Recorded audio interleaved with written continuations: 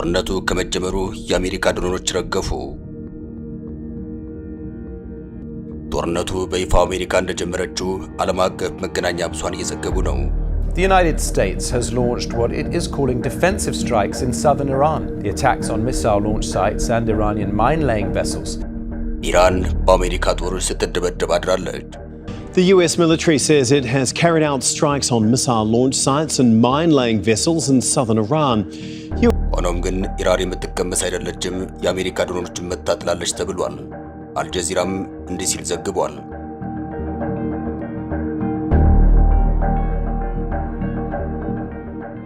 ትራምፕ ከቀናት በፊት እንዲህ ማለታቸው አይዘነጋም። በኢራን ላይ እርምጃ ለመውሰድ ሰዓታት መቁጠር ጀምረናል፣ በፍጥነት ወደ ስምምነት ለመምጣትም ቢንቀሳቀሱ ይሻላቸዋል፣ አለበለዚያ ምንም የሚቀር ነገር አይኖራቸውም ሲሉ ማስጠንቀቂያ ሰጥተው ነበር። ኢራን ወደ ስምምነት ካልመጣች በከባድ ሁኔታ እንደምትመታ ትራምፕ ለአክሲዮስ ከቀናት በፊት መግለጻቸው አይዘነጋም። ጦርነቱን ከመጀመራቸው በፊት ደግሞ ወደ ስምምነት ልንመጣ ጫፍ ላይ ደርሰናል ሲሉ ተናግረው ነበር። ሆኖም ግን ትራምፕ በቃላቸው መሰረት የማይጓዙ ሰው እንደሆኑ በተደጋጋሚ ታይተዋል። ብዙ ጊዜ በዚህ ጉዳይ ይተቻሉ፣ የማይጨበጡ እየተባሉ ይወቀሳሉ። ትራምፕ ከስምምነት ላይ ለመድረስ ጫፍ ላይ ደርሰናል ባሉበት ዕለት ኢራንን ሲደበድቡ አድረዋል።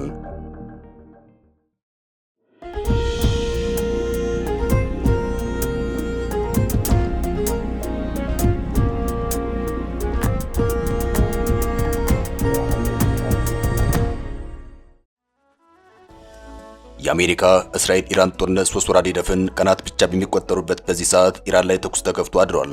ለ60 ቀናት ያክል የተኩስ አቁም ስምምነት ይፈርማሉ ተብሎ ሲጠበቁ ወደ ጦርነት ገብተው አድረዋል። ከወራት ሰላም እፎይታ በኋላ የአሜሪካና ኢራን ጦርነት ዳግም ተጀምሯል። ከ3 ወራት በፊት ጦርነቱን አሜሪካና እስራኤል እንደጀመሩት ሁሉ ይሄኛውን ጦርነት የጀመረችው የዶናልድ ትራምፕ ሀገር አሜሪካ ናት። ምንም እንኳን የእስራኤል ተሳትፎ በይፋ ባይገለጽም አሜሪካ በኢራን ላይ ወታደራዊ ጥቃት ማድረሷ ተሰምቷል። ጦርነቱ ከመጀመሩ ግን የአሜሪካ ድሮኖች እየረገፉ እንደሆነ አልጀዚራ በዘገባው ጠቅሷል። ዩናይትድ ስቴትስ በኢራኑ ጦርነት በርካታ ተዋጊ ጀቶቿን ማጣቷ ይታወሳል። ከቀናት በፊት የአሜሪካ የኮንግረስ ምርመራ አገልግሎት ኮንግሬሽናል ሪሰርች ሰርቪስ ባወጣው ሪፖርት መሰረት አሜሪካ በኢራን ላይ በከፈተችው የአየር ዘመቻ በአንድ ወር ጊዜ ውስጥ 42 አውሮፕላኖች ማጣቷ ተገልጿል። ይህ ጉዳትም በገንዘብ ሲተመን ከ2.6 ቢሊዮን ዶላር በላይ ኪሳራ ማስመዝገቧ ይጠቀሳል። ያ ብቻ ሳይሆን ሪፖርቱ የአነስተኛ ስሌት ነው ሲል ያስቀመጠው ሲሆን የመላይ ዘመቻ ወጪም 29 ቢሊዮን ዶላር መድረሱን አመላክቷል። በሌላ በኩል ፔንታጎን ጦርነቱ ከመጀመሩ በፊት ከነበረው የኤምኪው9 ሪፐር ድሮኖች 20 በመቶ ያክሉን በዚህ ጦርነት አጥቷል ሲባል 1 ቢሊዮን ዶላር የሚጠጋ ገንዘብ ኪሳራ ደርሷል ሲል ብሉምበርግ ዘግቧል። እና አሁን ደግሞ የአሜሪካው ኤምኪው ሪፐር ድሮን በኢራን ጦርነት ተመትቶ ወድቋል ተብሏል። የአሜሪካ ጦር በደቡብ ኢራን በሚገኝ የተለያዩ ኢላማዎች ላይ አዲስና ድንገተኛ የአየር ድብደባ መፈጸሙን ያስታወቀ ሲሆን አሜሪካ ጥቃቱን የፈጸመችው ራሷን ለመከላከል መሆኑን ገልጻለች። የአሜሪካው የማዕከላዊ ሴንትኮም ቃል አቀባይ ካፕቴን ቲም ሃውኪንስ ሰኞ ምሽት በሰጡት መግለጫቸው በኢራን ኃይሎች በኩል ወታደሮቻችን ላይ የተደቀነውን አደጋ ለመቀልበስ ሲባል የአሜሪካ ጦር ዛሬ በደቡባዊ ኢራን ራስን የመከላከል ጥቃት ሰንዝሯል ሲሉ ተደምጠዋል። በጥቃቱ ከተመቱ ኢላማዎች መካከል የሚሳኤል ማስወንጨፊያ ጣቢያዎችና የባህር ላይ ፈንጂዎችን ለመቅበር ሲንቀሳቀሱ የነበሩ የኢራን ጀልባዎች እንደሚገኙበት ቃል አቀባዩ ተናግረዋል። ይህ አየር ድብደባ የተፈጸመው ፕሬዝዳንት ዶናልድ ትራምፕ በራሳቸው ትሩዝ ሶሻል በተሰኘው ድረገጻቸው ላይ ጠንካራ መልእክት ካስተላለፉ በኋላ ነው። ዶናልድ ትራምፕ ባስተላለፉት መልእክታቸው በኢራን ውስጥ በምድር ውስጥ የተቀበረ ማንኛውም የበለጸገ ዩራኒየም ወዲያውኑ ወደ አሜሪካ ተወስዶ እንዲወድም መደረግ አለበት፣ ካልሆነ ግን ኢራን ውስጥ ወይም ሌላ ተቀባይነት ባለው ስፍራ ሙሉ በሙሉ እንዲጠፋ ይደረጋል ሲሉ ዝተዋል። ፕሬዝዳንት ትራምፕ ኢራን ጦርነት ለማስቆም ከሚደረገው ጥረት አካል በመሆኑ ኳታር፣ ፓኪስታን፣ ግብጽ፣ ዮርዳኖስና ቱርክ ከኢራን ጋር የሰላም ስምምነት እንዲፈርሙ በግልጽ ጠይቀዋል። ኢራን ወደ አብርሃም ስምምነት እንድትመጣም ጥሪያቸውን አቅርበዋል። ትራምፕ ቀደም ብለው ባስተላለፉት መልእክታቸው ከኢራን ጋር እየተደረገ ባለው የስምምነት ረቂቅ ላይ መሻሻሎች ቢታዩም ለሁሉም ወገን የሚጠቅም ትልቅ ስምምነት ካልሆነ በስተቀር ምንም አይነት ስምምነት አንቀበልም ሲሉ ተደምጠዋል። በተመሳሳይ የአሜሪካ የውጭ ጉዳይ ሚኒስትር ማርክ ሩቢዮ በሰጡት መግለጫቸው አገራቸው ከኢራን ጋር ጥሩ ስምምነት ላይ እንደደርስ ካልሆነ ግን ጉዳዩን በሌላ መንገድ እንደምትይዘው በማሳሰብ ጠንካራ ማስጠንቀቂያን ሰጥተዋል። የዋይት ሃውሱ ቃል አቀባይ አና ኬሊ በቅርቡ እንዲህ ብለው ነበር። አሜሪካ በኢራን ላይ የከፈተችው ኦፕሬሽን ኤፒክ ፍሪ ዋና ዋና ግቦቹ በርካታ እንደነበሩ በሰጡት መግለጫ አረጋግጠዋል። እነዚህም የኢራን ባለስቲክ ሚሳኤል ማውደም፣ የማምረቻ ተቋሞቻቸውን ማፍረስ፣ የባህር ኃይላቸውን ማምከን፣ የውክልና ማለትም ፕሮክሲ ኃይሎቻቸውን ማዳከም ናቸው። የአሜሪካ ወታደር ኃይል ሁሉንም ግቦች አሳክቷል። አሁንም ጎረቤቶቻችን የኢራን የኒውክሌር አቅም ለአንዴና ለመጨረሻ ጊዜ የማስቆም ስምምነት ላይ ለመድረስ እየሰሩ ነው ሲሉ ተደምጠዋል። ኢራን በአሜሪካ ከተደበደበች በኋላ ምን ምላሽ ሰጠች የሚለውም የበርካቶች ጥያቄ ነው። ኢራን ነገሩን ከሃይማኖት ጋር አያይዘዋለች። በአንድ ወቅት ዶናልድ ትራምፕ ሆኑ የአሜሪካ መከላከያ ሚኒስትር ኢራንን የምንወጋው ለክርስቲያኖች ስንል ነው አይነት ንግግር በማድረግ ፖፕ ሊዮንን ማስቆጣታቸው ይታወሳል። እንደ ፖፕ ሊዮን ገለጻ ከሆነም ክርስትና ጦርነትን በፍጹም አይፈቅድም፣ ይህን ትራምፕ የግል ሰይጣናዊ እቅድ ነው ማለታቸው ይታወሳል። ዶናልድ ትራምፕም ፖፕ ሊዮንን በማገባቸው ጉዳይ እንዳይገቡ ፖለቲካ ውስጥ ለምን ይገባሉ በማለት ወቅሷቸው እንደነበር ይታወሳል። የአሜሪካው ፕሬዝዳንት ዶናልድ ትራምፕ ጦርነቱን ከክርስትና ጋር እንዳያያዙት ሁሉም የኢራን መሪዎች ጦርነቱን ከእስልምና ሃይማኖት ጋር አያይዘውታል። ትራምፕ ሆን ብለው የአረፋ በዓልን ምክንያት በማድረግ ጥቃት አድርሰዋል። ከዚህ በፊትም ጦርነቱን የጀመሩት የረመዳን ጾም ወቅት ነበር። ይህ የሚያሳየው ደግሞ አሜሪካና እስራኤል ለእስልምና ሃይማኖት ክብር እንደሌላቸው ማሳየ ነው ሲሉ ተደምጠዋል። የኢራኑ ከፍተኛ መሪ አያቶላ ሙጅተባ ካሚኔ ሞት ለአሜሪካ ወይም ሞት ለእስራኤል የምንለው እስልምና ጠል ስለሆነ ነው ሲሉ ተደምጠዋል። ለእስልምና ሃይማኖት ተከታዮች ክብር ቢኖራቸው ኖሮ ጦርነቱ የሚጀምሩት የአረፋ በዓል ካለፈ በኋላ ነበር ሲሉም ተናግረዋል። የአሜሪካና የእስራኤል እቅድ የእስልምና ስልጣኔ እንዲጠፋ ነው ሲሉም ክሳቸውን አቅርበዋል። በነገራችን ላይ ዶናልድ ትራምፕ ከአረፋ በኋላ በኢራን ላይ ጥቃት ሰነዝራለሁ በማለት ከአረብ ሀገራት ጋር ተስማምተው እንደነበር አይዘነጋም። ፕሬዝዳንት ዶናልድ ትራምፕ በዚህ ሳምንት በኢራን ላይ ሊሰነዝሩት አስበውት ነበር የተባለውን ጥቃት ያራዘሙት የባህረ ሰላጤው ሀገራት አጋሮቻቸው ብለውም የገዛ ባለስልጣኖቻቸው በሐጅ ስነ ስርዓት ወቅት ጦርነቱ እንዳይቀሰቀስ ካስጠነቀቋቸው በኋላ መሆኑን ሚድል ስታይ መዘገቡ ይታወሳል። ሆኖም ግን ትራምፕ አረቦችን ወደ ጎን በማለት በአረፋ ዋዜማ ጥቃቱን አድርሰዋል። የዜና ምንጩም ሁለት የባህረ ሰላጤው ባለስልጣናትን ዋቢ አድርጎ እንደዘገበው ጥቃቱ መፈጸሙ ሁጃጅን መውጫ ሳጥቶ የሚያስቀር በመሆኑ በቀጠናው ከፍተኛ ቀውስ ሊፈጥር ይችላል ሲሉ ነግረዋቸዋል።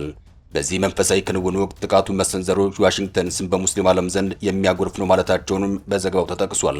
በትራምፕ አስተዳደር ውስጥ እየተካሄዱ የሚገኙቶችን የሚያውቁ አንድ ከፍተኛ ባለስልጣን ይህን አረጋግጧል። አሜሪካ ቀደም ሲል በተከበረው የረመዳን ወር በኢራን ላይ ጥቃት መክፈቷን ያስታወሰው ዘገባው አሁን ግን በሐጅ ወቅት ጥቃት መሰንዘሯ በሚሊዮን የሚቆጠሩ ሐጃጅን በምታስተናግደው ሳውዲ አረቢያ ላይ እጅግ ከፍተኛ የሎጂስቲክ ቀውስ የሚያስከትል መሆኑን አትቷል። ይህ ፈታኝ ሁኔታ እንደ ኳተርና የተባበሩት አረብ ኤሚሬትስ ያሉትን የባህረ ሰላጤው የትራንስፖርት ማዕከላት እንዲሁም በርካታ ምዕመናን ጉዟቸውን የሚጀምሩባቸው የደቡብና የምስራቅ ኤስያ ሀገሮች ጭምር የሚያካትት መሆኑ ተጠቅሷል። ሆኖም ግን ዶናልድ ትራምፕ ቃላቸውን አጥፈው በአረፋ ዋዜማ ላይ ኢራንን መጥተዋል። ኢራንም አረቦቹን ምን ያክል እንደተናቃችሁ እያለች ይገኛል። ኢራን አንድም ኑር የምናችሁ ለዚህ ነበረኝ ስትል ተደምጣለች። ኢራን አጋጣሚውን በመጠቀም ከእስልምና ሃይማኖት ጋር በማያያዝ ክስ ያቀረበችው በዚሁ ምክንያት እንደሆነም እየተነገረ ይገኛል። ትራምፕ እንዴት ከአረፋ በዓል በኋላ ብለው ድንገተኛ ጥቃት ያደርሳሉ ባሉ ሰልፍ የብዙዎች ጥያቄ ነው። የኢራኑ ከፍተኛ መሪ አያቶላ ሙጅተባ ካሚኔ ለአሜሪካና ለባህረ ሰላጤው ሀገራት ማስጠንቀቂያ ሰጥተዋል። በመካከለኛው ምስራቅ እየተቀጣጠለ ያለውን ውጥረት ይበልጥ የሚያጋግል አዲስ መግለጫ ከቴህራን ወጥቷል። የኢራኑ ከፍተኛ መሪ አያቶላ ሙጅተባ ካሚኔ የባህረ ሰላጤው ሀያላን ሀገራት ከዚህ በኋላ ለአሜሪካ የጦር ሰፈሮች ጋሻ መሆን እንደማይችሉና አሜሪካም በግዛት ውስጥ ደህንነቷ የተጠበቀ መጠጊያ እንደማይኖራት በይፋ አስታውቀዋል። የኢራኑ ከፍተኛ መሪ እንዳሉት የሳውዲ አረቢያና የተባበሩት አረብ ኤሚሬትስን ጨምሮ የባህረ ሰላጤው ሀገራት ለአሜሪካ የጦር ሰፈሮችና ወታደራዊ ማዕቀቦች ጥበቃ የሚያደርጉበት ወይም ጋሻ የሚሆኑበት ጊዜ አብቅቷል። አሜሪካ በመካከለኛው ምስራቅ ባሏት ወታደራዊ እቅዶችና እንቅስቃሴዎች ላይ ጥቃት ሊሰነዘር እንደሚችልና ቀጠናውም ከዚህ በኋላ ለፔንታጎን ምቹና ሰላማዊ መጠጊያ እንደማይሆን በድፍረት ተናግረዋል። የኢራን ጠንካራ መግለጫ የወጣው በዋይት ሃውስና በቴህራን መካከል ያለው ፍጥጫ በከፍተኛ ሁኔታ በበረታበትና ይፋ የተደረገው የተኩስ አቁም ስምምነት ባልተረጋጋ ሁኔታ ባለበት ወቅት ነው። ፕሬዝዳንት ዶናልድ ትራምፕ ኢራን ስልጣኔ የሚያጠፋ ዛቻ መሰንዘራቸውን ተከትሎም የኢራኑ አዲሱ መሪ አያቶላ ሙጅተባ ካሚኔ የሰጡት ምላሽ ቀጠናውን ወደ ከፋ ወታደራዊ ግጭት ሊከተው ይችላል የሚል ስጋትም በዓለም አቀፍ ዲፕሎማቲ ዘንድ አሳድሯል። የመግለጫው መልእክት በተለይ ለአሜሪካ ወታደራዊ ካምፖች ለሚያስተናግዱ የባህረ ሰላጤው አረብ ሀገራት ጭምር የተላከ ቀጥተኛ ማስጠንቀቂያ እንደሆነም ተነግሯል። አሜሪካን ለመደገፍ የሚሞክሩ ሀገራት በኢራን ሚሳኤሎችና ድሮኖች ኢላማ ውስጥ ሊገቡ እንደሚችሉም ፍንጭ የሰጠ ሆኗል። ኢራን ምናልባትም ከአረፋ በዓል በኋላ ጥቃት ልታደርስ እንደምትችል በርካቶች እየተናገሩ ናቸው። አሜሪካ በኢራን በሚገኙ የሚሳኤል ማስወንጨፊያ ጣቢያዎችና የባህር ውስጥ ፈንጂዎችን በሚያጠምዱ የኢራን ጀልባዎች ላይ ጥቃት መፈጸሟን ያስታወቀችው ምሽት ላይ እንደሆነ ይታወቃል። ጥቃቱ የተፈጸመው አሸማጋዮች የተኩስ አቁም ስምምነቱን ለተጨማሪ 60 ቀናት ለማራዘም ጥረታቸውን ባጠናከሩበት ወቅት ሆኗል።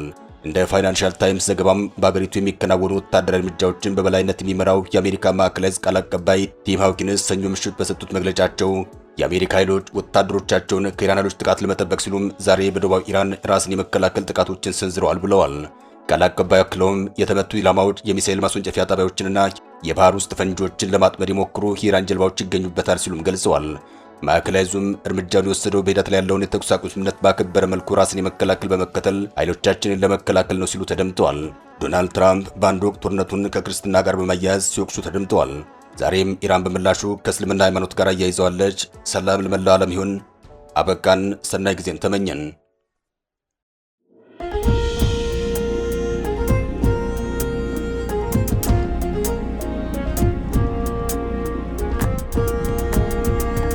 Israel.